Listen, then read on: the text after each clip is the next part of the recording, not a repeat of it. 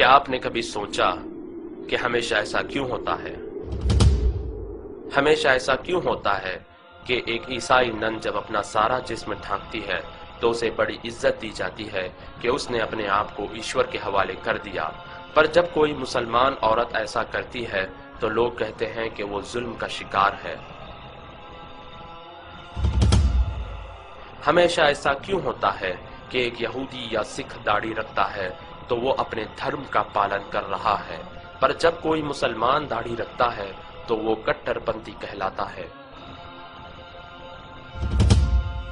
हमेशा ऐसा क्यों होता है कि जब कोई स्त्री घर पर सारा समय बिताती है, अपने बच्चों का ख्याल रखती है, तो वो बहुत बड़ा बलिदान दे रही है, पर जब कोई मुसलमान स्त्री ऐसा करती है तो लोग कहते हैं कि वो चार दीवारी में कैद है और उसे आजादी मिलनी चाहिए।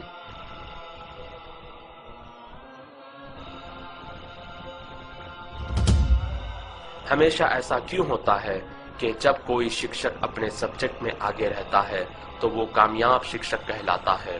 पर जब कोई मुसलमान लड़का इस्लामी शिक्षा में आगे रहता है तो उसका भविष्य बेकार समझा जाता है।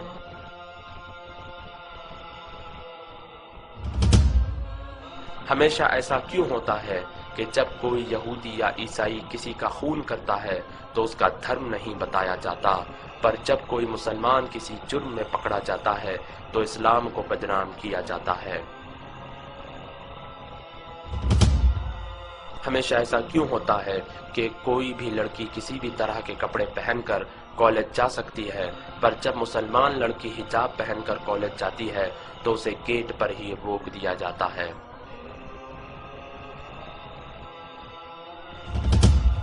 हमेशा ऐसा क्यों होता है कि जब कोई व्यक्ति अपनी जान पर खेलकर लोगों की जान बचाता है तो उसे बहादुर और वीर कहा जाता है, पर जब कोई फलस्तीनी नागरिक अपनी जान पर खेलकर अपने बच्चे को गोली लगने से बचाता है और अपने भाई का हाथ दुश्मनों के हाथों तोड़े जाने से बचाता है और अपनी माँ और बहन की इज्जत बचाने के लिए दुश्मनों से लड़ता है और अपने घर को आग लगाए जाने से बचाता है और अपनी मस्जिद की रक्षा करता है, तो उसे आतंकवादी कहा जाता है।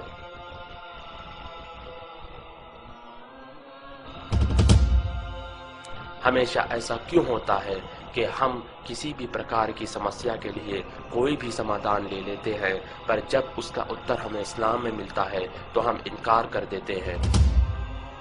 हमेशा ऐसा क्यों होता है कि जब कोई ड्राइवर बेहुदा अंदाज से कार चलाता है तो कोई कार को दोषी नहीं ठहराता, मगर जब कोई मुसलमान गलती करता है तो इस्लाम को दोषी ठहराया जाता है।